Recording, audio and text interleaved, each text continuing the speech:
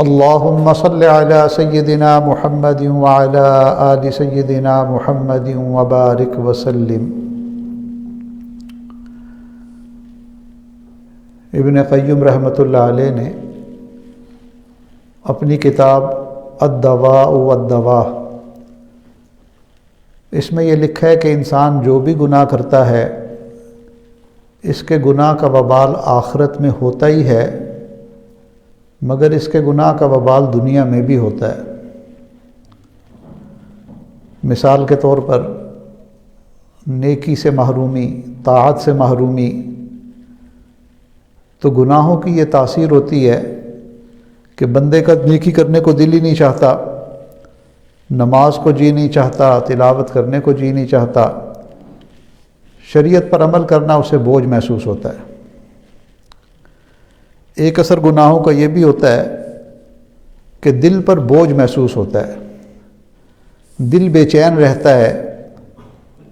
چنانچہ جو لوگ غلط قسم کے روگ پال لیتے ہیں ان کو نہ دن میں اطمینان ہوتا ہے نہ راتوں میں نیند آتی ہے، ہر وقت دل بے چین ہوتا ہے، دل کے اوپر ایک بوجھ اور خوف محسوس ہوتا ہے، ایسے لگتا ہے کہ سکون تو ان سے روٹ ہی گیا ہے۔ گناہوں کا ایک اثر یہ بھی ہوتا ہے کہ دعائیں قبول نہیں ہوتی۔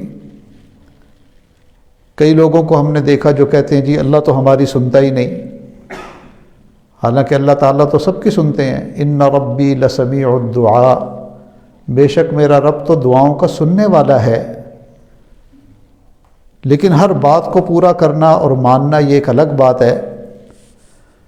ہم اپنی زندگی میں دیکھتے ہیں کہ اگر کوئی بیٹا اپنے باپ کو ناراض کر لیتا ہے تو باپ پھر اس کی سنی انسنی کرتا ہے۔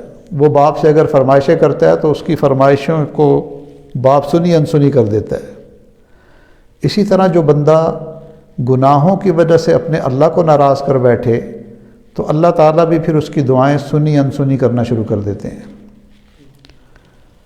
گناہوں کا ایک اثر یہ بھی ہوتا ہے کہ نعمتوں کو زوال آ جاتا ہے۔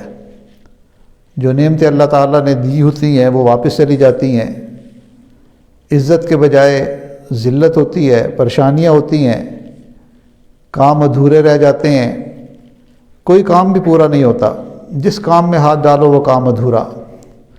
یہ سب گناہوں کے اثرات ہوتے ہیں۔ ان گناہوں کے اثرات سے بچنے کا ایک ہی طریقہ ہے کہ انسان اللہ رب العزت کے حضور سچی توبہ کرے۔ اس لیے ارشاد فرمایا یا ایھا الذین آمنوا، اے ایمان والوں، توبوا الی اللہ توبۃ نصوحا، تم اللہ رب العزت کے سامنے سچی توبہ کرو۔ توبہ کی بھی کچھ شرائط ہیں۔ توبہ یہ کہ انسان گناہوں کو چھوڑ دے، جو گناہ ہو چکے ہیں ان کے بارے میں ندامت ہو، پشیمانی ہو، اور تیسرا آئندہ گناہ نہ کرنے کا دل میں عزم ہو۔ یعنی توبہ کرتے وقت اس کے دل کا جذبہ یہ ہو کہ اب میں گناہ نہیں کروں گا، اور اگر وہ گناہ حقوق العباد سے متعلق ہے تو ان حقوق کو واپس کرے یا معافی مانگے۔ یہ توبہ کی شرائط میں سے ہے۔ اور ایک شرط گناہ سے توبہ کی یہ بھی ہے کہ انسان گناہ اللہ تعالیٰ کے ڈر کی وجہ سے چھوڑے۔ توبہ کرے تو اللہ تعالیٰ کے ڈر کی وجہ سے، اگر کسی اور نیت کی وجہ سے گناہ چھوڑا تو وہ نہیں توبہ کہلائے گی۔ کئی مرتبہ اس لیے بھی لوگ گناہ چھوڑ دیتے ہیں جی بدنامی ہوگی، برے لوگوں کے ساتھ اٹھوں بیٹھوں گا تو میں بھی بدنام ہو جاؤں گا، تو بدنامی کے ڈر سے اگر گناہ چھوڑا تو یہ توبہ نہیں ہے۔ کئی مرتبہ گناہ چھوڑتے ہیں کہ گناہ کا موقع ہی نہیں ملتا۔ اب گناہ کے مواقع کے نہ ملنے کی وجہ سے گناہ نہیں ہو رہے تو اس کا یہ مطلب نہیں کہ یہ توبہ ہے۔ گناہ کا موقع ہو پھر گناہ نہ کرے۔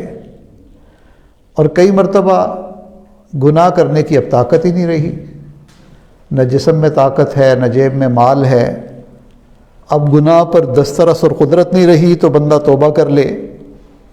توبہ کا مقصد فقط اللہ کا ڈر ہو، اللہ کی رضا ہو۔ کئی مرتبہ اس لیے بھی بندہ چھوڑ دیتا ہے کہ جی اس سے بیماری لگ جاتی ہے، تو بیماری کے ڈر سے چھوڑ دیا گناہ، یا نقصان کی وجہ سے گناہ کو چھوڑ دیا۔ جوا کھیلتا تھا وہ، جس میں تو بہت لاس ہو جاتا ہے، تو مال کی محبت کی وجہ سے نقصان کے ڈر سے اس کو چھوڑ دینا یہ توبہ نہیں کہلائے گا۔ توبہ کی شرط یہ ہے کہ انسان گناہ کو اللہ رب العزت کے ڈر کی وجہ سے چھوڑے۔